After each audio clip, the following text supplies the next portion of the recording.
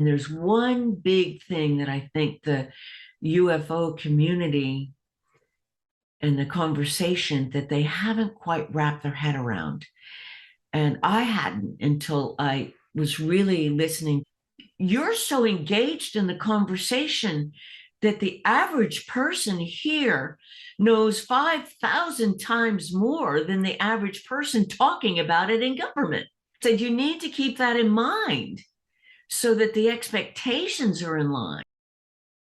From this end, on our end, the conversation, let's keep it going and let's learn to do this without judgment. On our boots on the ground, let's open the conversation to people outside of this community. Within the community, let's stop the silly backbiting. This one's good, this one's bad, this one's this one's that. It's like, oh my God, can you let it go? Nobody's got all the answers. Nobody's got all of the answers. We all need to be social, spiritual UFO scientists. That is curious, interested, and detached to our particular agendized outcome.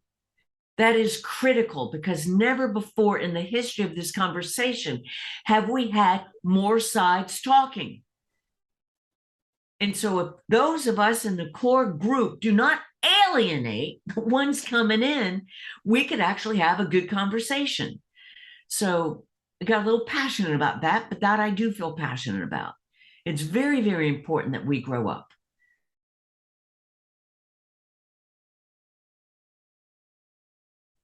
So that's our challenge. Each one of us, let go of what we think we know. Be interested and curious. And then start to test out different ways to engage with people outside the conversation to pique their interest, but not sell an agenda. Because when we're talking to people outside the thing, maybe somebody needs to talk nuts and bolts of craft because they're a pragmatic scientist and the last thing they want is woo, or consciousness. Maybe somebody else that you engage with, they don't really care about the craft. They want to know about the philosophy of it.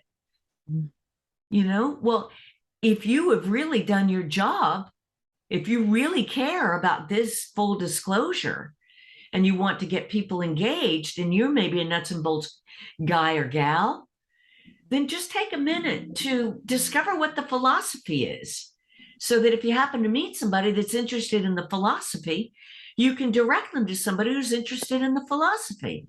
And so you can kind of become a networker and you can serve that way, and a lot of people like tidy boxes. And so if we want to engage people outside of the conversation, then you need to learn to drop seeds, neutral seeds, to see if does that open up any one of their boxes, and then if there's a curiosity there, okay, then you can speak into and play with the curiosity thing. If not, then just kind of relax into and discover what tidy box do they want. Because basically what you can do to assist in the growth of this is to leave a box there that they can unpack at a later date. Thank you so much for listening, and thank you so much for being interested in learning on how to live your light more fully and freely with emotional freedoms that you haven't even yet begun to dream of, and that gives you the courage and clarity to live your divine soul purpose. Now, just so that I play well with the algorithms here on YouTube, be sure to like the video.